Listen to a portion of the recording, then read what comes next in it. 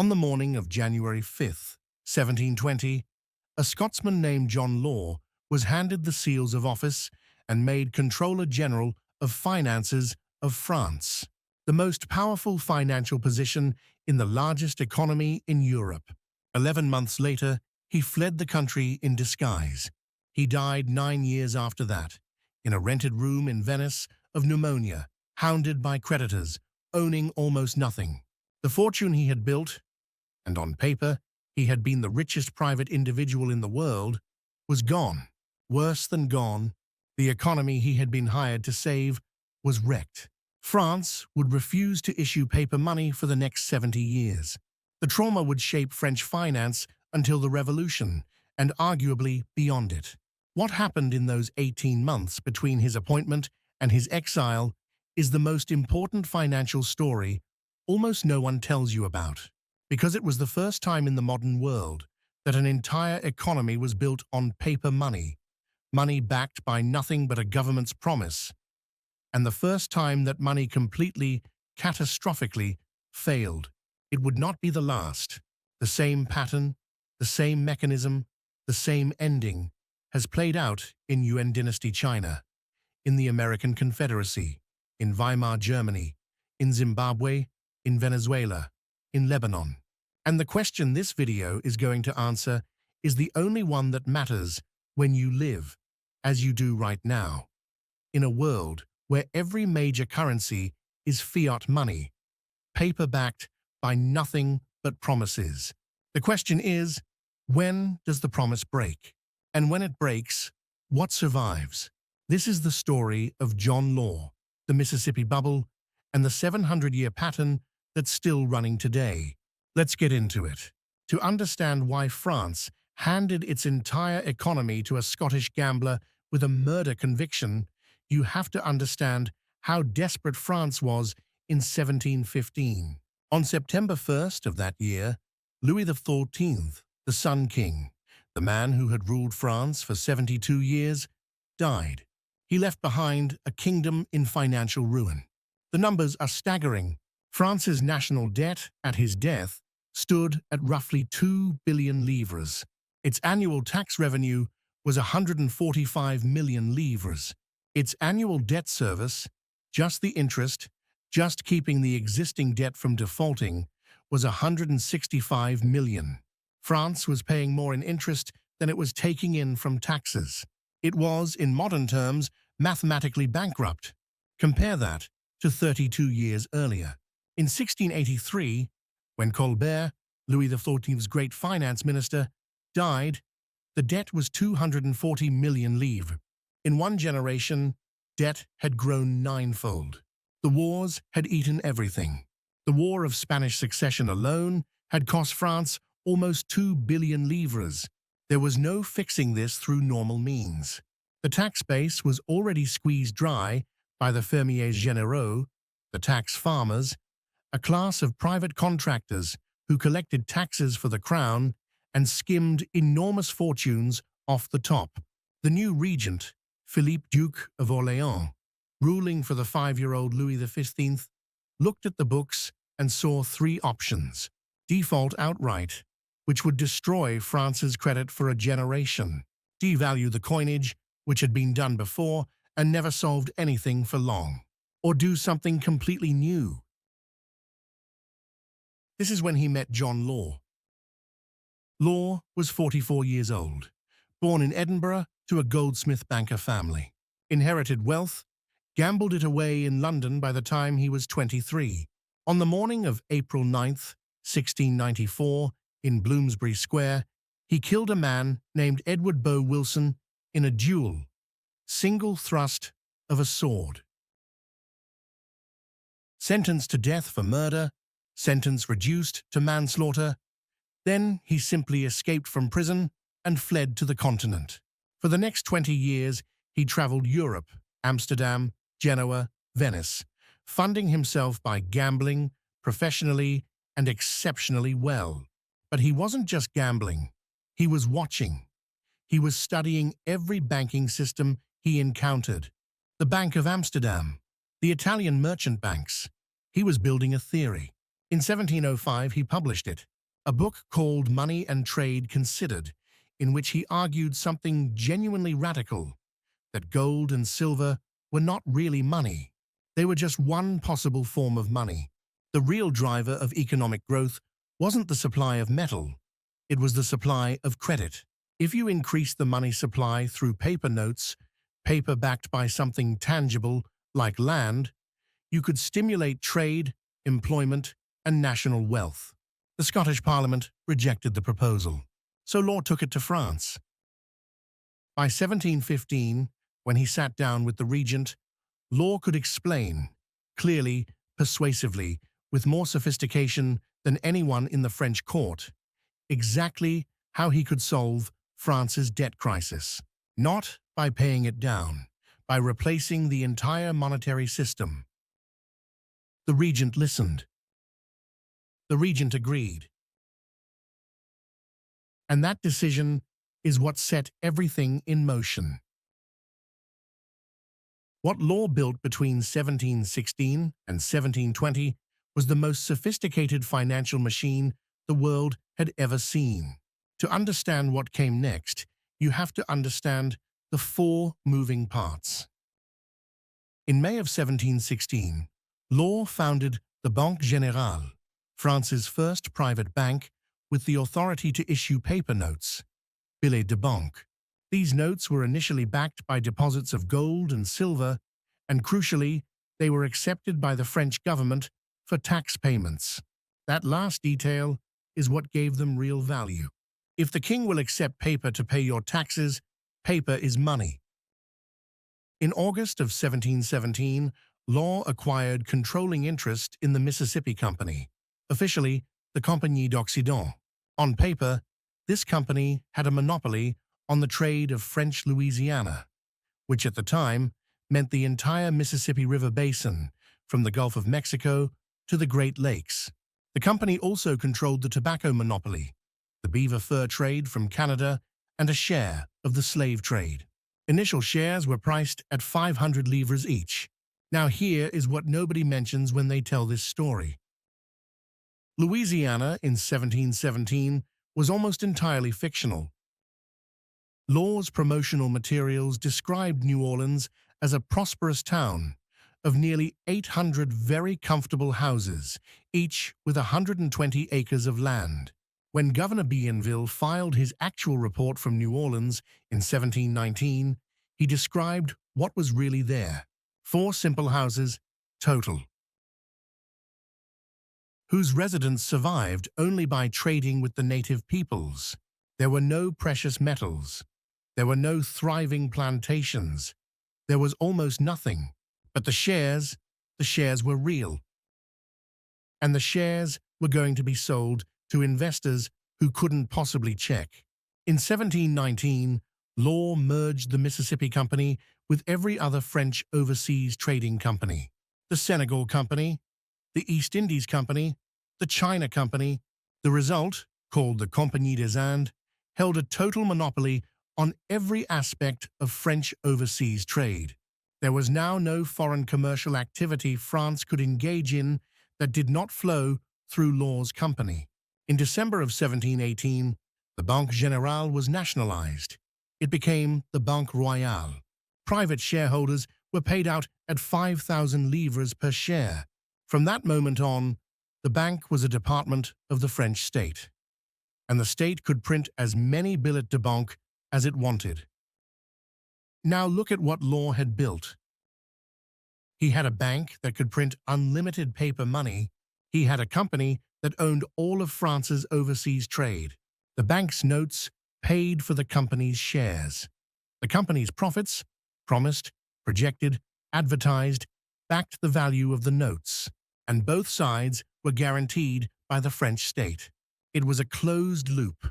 Money flowed in a circle, and as long as confidence held, the loop could expand forever. The genius of the design, and Law was a genius, this is not in dispute, was that no single piece of it looked dangerous. A bank issuing notes? Normal. A trading company selling shares? Normal.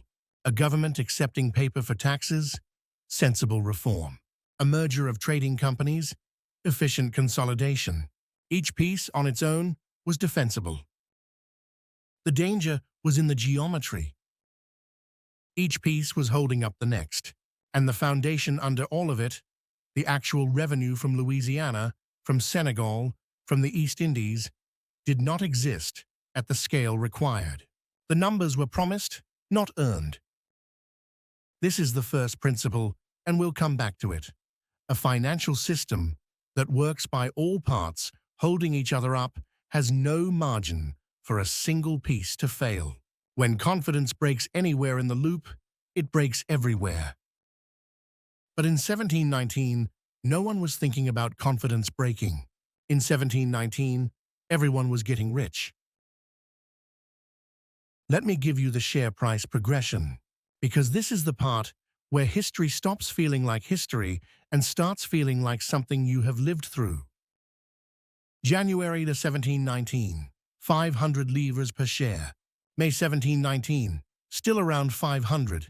Then the system kicks in. August 1719, 4,200 livres. September, 5,000. October, 6,500. November, 8,000. December, 10,000 livres per share. Some sources put the peak at 11,000, a 1,900% gain. In under 12 months, on a single security, in a single city. The mathematical justification, by the way, was real. In August of 1719, the Mississippi Company announced it would pay a dividend of 200 livres per share. At a 2% discount rate, the perpetual value of that dividend stream is exactly 10,000 livres. The price was hitting its theoretical fair value, except the dividend was not being paid out of earnings. The company had no earnings. The dividend was being paid out of new capital subscriptions, money from new investors paid to old investors, while the underlying business produced essentially nothing. We have a name for this structure today. It is called a Ponzi scheme. In 1719, it didn't yet have a name. It was just called the system, and Paris went mad for it. The trading floor was a narrow street in the 4th arrondissement called the Rue Quincampoix, ordinarily a quiet commercial street. By the autumn of 1719, it was the financial center of the world. Speculators jammed it shoulder to shoulder. Houses on the street that had rented for 1,000 livres a year were now commanding 12 to 16,000, 16 times the normal rent. Soldiers had to be sent in at night to keep order in the financial district. A new word entered the French language during this period: millionaire. It was reportedly coined here, on the Rue Quincampoix, to describe the unprecedented phenomenon of working-class people who had bought a few shares and were now, on paper, worth millions of livres. There's a famous story, possibly apocryphal but illustrative, of a hunchback who rented out his back as a writing surface so that traders could sign contracts on him in the crush of the street. The Duke of Bourbon, Louis Henri, made a fortune. He bought the notes, watched them appreciate, and crucially, quietly, before anyone else, converted his paper back into actual gold. The Prince de Conti, one of the highest nobles of France, made a fortune. The Crozat brothers made fortunes. Servants, who happened to have been gifted shares by their masters, became wealthier than their masters. There were stories of cooks, of fishmongers, of street vendors becoming millionaires overnight. And the working class, for the first time in history, was investing. People were taking whatever small sums they could scrape together, savings, wages, sometimes borrowed money, and putting it into the system, because the system always went up. The system had been going up for a year. The system was guaranteed by the state. This is what every speculative mania feels like, in every era. It is not, despite what people say afterward, a feeling of suspicion or doubt. It is a feeling of having finally understood something everyone else had missed. People who got rich felt like they had been clever. People who got in late felt like they had finally caught up. And underneath all of it, the bank kept printing notes, notes whose volume was no longer reported to the public, to fund the buying. The peak came in December of 1719, 10,000 livres per share. John Law was, in net worth on paper, the richest private individual in human history at that moment. On January 5th of 1720, he was made Controller General of Finances, the highest financial office in France, 4 weeks before everything fell apart. The first crack appeared in early January of 1720. Prince de Conti, the same Conti who had made an enormous paper fortune in the system, did something other speculators had not yet done. He decided he wanted his money out, not in paper, in gold. He sent wagons to the Banque Royale and demanded redemption of his notes in specie.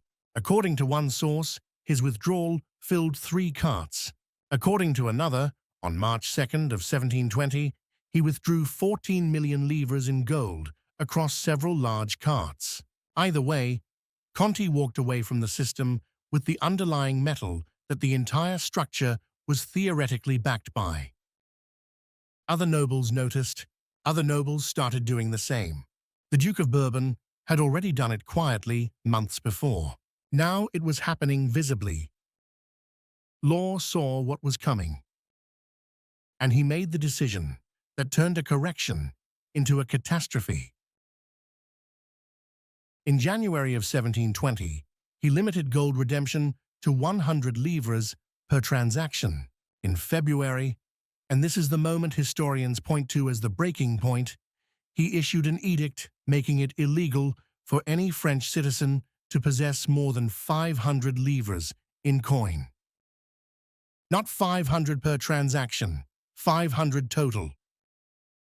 The state was forcing its citizens to hold paper, and paper alone. Imagine you live in Paris in February of 1720. You have 100,000 livres in gold coin, a small fortune you have spent decades accumulating. You are now a criminal by royal edict unless you hand it over to the bank in exchange for paper notes. Notes which you have begun to suspect might not be worth what they say they are worth. Public confidence, the thing the entire system had been resting on, began to crumble immediately. People who had cheered Law as a financial genius 6 months earlier now looked at him and saw something else. A foreigner, a gambler, a criminal who had killed a man in London and used a stolen identity to escape, the Scottish stranger who was emptying their pockets. Then, on May 21st of 1720, came the edict that destroyed everything. Law announced, publicly, that the Mississippi Company shares and the billets de banque were both overvalued. They would be progressively devalued by 50% over the coming months. Share value would drop from 9,000 livres to 5,000 livres in 7 stages, ending in December. The reaction was immediate. The decree, in the words of contemporary accounts, produced a dramatic loss of confidence in the system. Riots broke out in Paris. Law's house was attacked. He was placed under house arrest. The decree was reversed within days, but it didn't matter. The reversal was meaningless. Once a government tells you that the money it forced you to hold is worth half what you thought, you do not go back to believing in it. The share price collapse from that point ran on a clock you can almost set your watch by. May 1720, 9,000 livres. September 1720, 2,000. December 1720, 1,000. A 90% wipeout from peak. In some accounts, by 1721, shares were near worthless. The human cost is harder to quantify because the records are incomplete. We know there were riots. We know that one source records 15 people crushed to death in a bank run, though that figure has not been fully verified. We know that working-class Parisians who had been millionaires in November of 1719 were destitute by July of 1720. The same people who had borrowed money to buy in late were now both broke and in debt. John Law fled France in December of 1720, in disguise, with very little of the wealth he had once nominally controlled. He spent the rest of his life in exile, mostly in Venice, increasingly poor, hounded by creditors and former shareholders who blamed him personally. He died there on March 21st of 1729, of pneumonia, age 58. The Compagnie des Indes was put into government receivership in April of 1721. A long, ugly process called the Visa of 1721 began the work of sorting out who was owed what from the wreckage. Most investors lost everything. France's economy had to be rebuilt, and the most important consequence of all, the one that shaped French finance for the next 70 years, is that France refused to issue paper money again. Not until 1789, with the revolutionary assignats, which, predictably, also collapsed. Here is what should make you sit up. What John Law did in France between 1716 and 1720 was not unique. It was not even original. It was a recurring pattern that had already happened and would happen again, and is, arguably, happening to you right now. Let me show you 3 other instances. Different centuries, different continents, different governments, same machine, same outcome. Instance 1, Yuan Dynasty China, around 1260. 460 years before Law, the Mongol Emperor Kublai Khan instituted a national paper currency called the Zhongtong Chao. At its founding, it was the most sophisticated paper money system in the world, initially fully backed by silver. Marco Polo, visiting in 1298, wrote in his travels that he was astonished by it. The system worked, briefly. Then, the dynasty needed to fund military campaigns against northern invaders. They printed more paper. By 1309, within 50 years, the currency had depreciated by 1,000%. By the mid-1300s, it had lost roughly 80% of its value. In 1311, both major currency notes were reissued, no longer guaranteed by silver, becoming what we would today call pure fiat money. By the time the Yuan dynasty fell in 1368, the paper money system was in ruins. The Ming dynasty that replaced them tried again. In 1375, they issued the Da Ming Tongxing Bao Chao. Same pattern. By the 1430s, within 60 years, Ming paper money was being abandoned by the population. By 1450, it was effectively dead. China returned to a silver standard for the next 400 years. The trauma was so deep that no Chinese government attempted paper money again until the late 19th century. Instance 2. The Confederate States of America, 1861 to 1865. A breakaway government finances a war it cannot afford. The Confederacy printed roughly 1.7 billion Confederate dollars over 4 years. Inflation began modestly, about 10% per month, from late 1861 through early 1864. Then it accelerated. By April of 1865, when the Confederacy surrendered, the cost of living was 92 times what it had been before the war began. A Confederate dollar that had been worth 90 cents in gold at the start of the war was worth 1.7 cents at the end. A 98% collapse. Average monthly inflation across the war, 26%. Cumulative price increase, more than 9,000%. What survived in the Confederacy? Land, for those who held it through Reconstruction. Gold and silver, for those who hid it. Foreign currency, for those who had access to it. Paper holders, which was most people, were wiped out completely. Instance 3, and pay attention here because this one is happening right now, the modern central banking era. In 2008, before the global financial crisis, the United States Federal Reserve held about $900 billion in assets on its balance sheet. By the peak of 2022, it held approximately $9 trillion, a tenfold expansion of the central bank balance sheet in 14 years. Other major central banks, the European Central Bank, the Bank of Japan, the Bank of England, followed similar trajectories.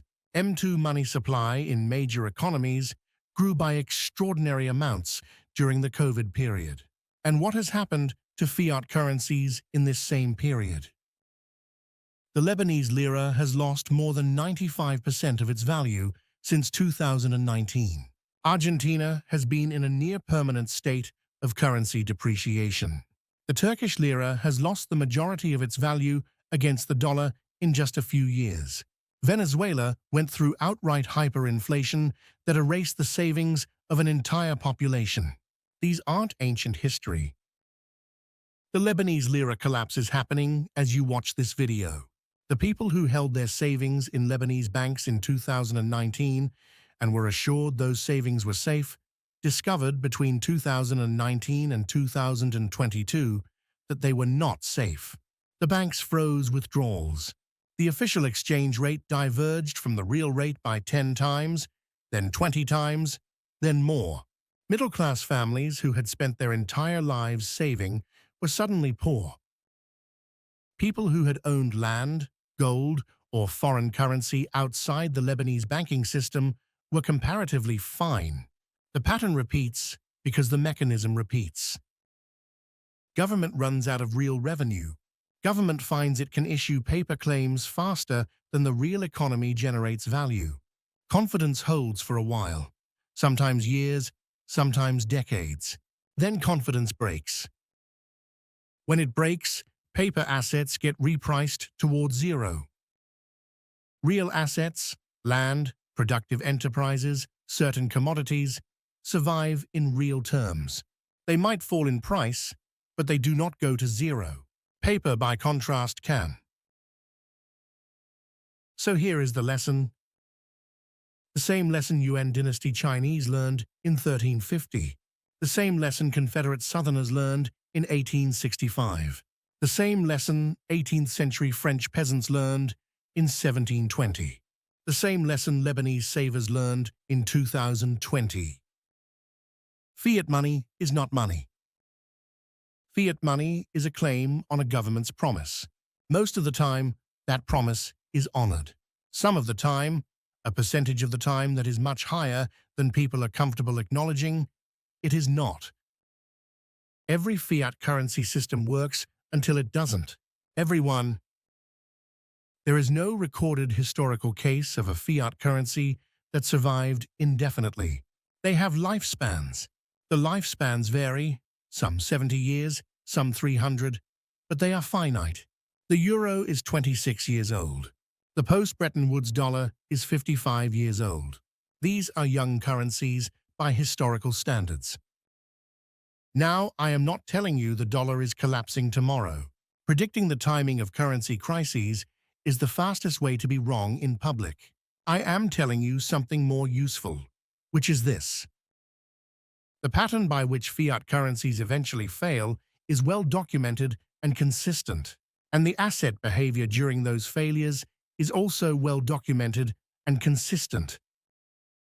Three things tend to survive when a fiat currency goes through a serious crisis. First, productive real assets, land that grows food, real estate that generates rent, operating businesses that produce real goods or real services. These can fall in nominal price during a crisis, but their underlying productivity remains. The land still grows wheat. The factory still makes things people need. Second, hard monetary assets.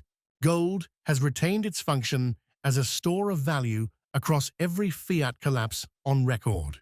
Silver, to a lesser but still meaningful extent. In modern times, some have argued Bitcoin functions similarly. The historical track record is too short to be sure, but the logical argument, a fixed supply asset uncontrollable by any single government, is at least coherent. Third, claims denominated in surviving currencies. foreign currency holdings, foreign bank accounts, foreign assets. The Lebanese family that held some money in dollars or euros outside Lebanese banks went through 2019 to 2022 fine. The family with everything in lira did not. This is not a recommendation to put all your money into gold and farmland. That would be the opposite extreme, sacrificing the very real productivity of modern economies for protection against a tail risk. It is a recommendation to think about your savings the way the Medici did, the way smart families have done for centuries, in layers, with some allocation to assets that do not depend on any single government's promise. Because here is the uncomfortable thing about the Mississippi bubble. The people who lost everything in 1720 were not stupid. They were not greedy in any unusual way. They were ordinary people who trusted the most authoritative voices of their time. The regent, the controller general, the most sophisticated financial system in the world. And they were told, again and again, that their paper was safe. The paper was not safe. It is never safe. Not the paper of John Law, not the paper of Kublai Khan, not the paper of the Confederacy.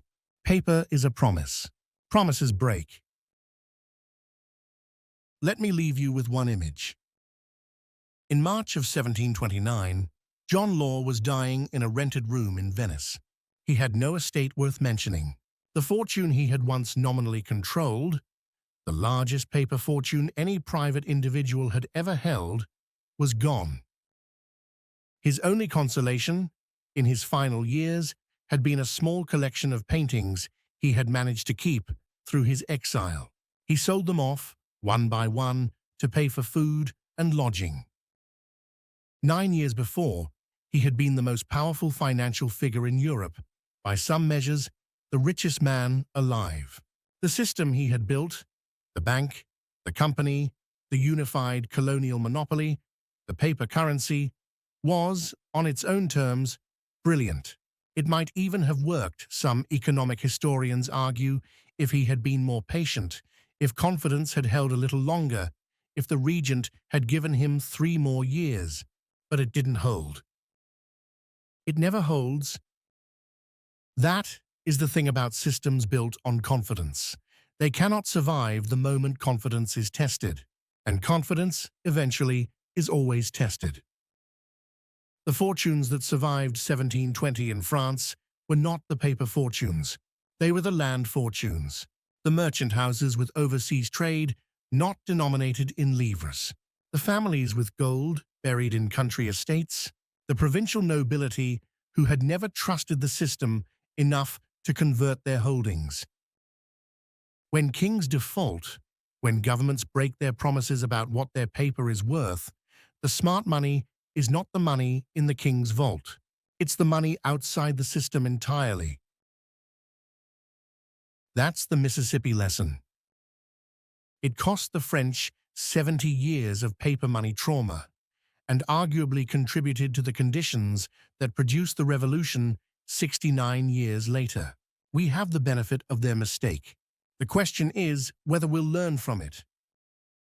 Probably not. We almost never do. That's why this story will keep repeating. If you want to see what happens when the next layer of the same machine breaks, when not just paper money fails, but the banks holding it collapse in a single week, watch our breakdown of the 2008 Iceland crisis. 3 banks, larger than the entire economy of their host country. And what happened when they couldn't be saved? That story is next.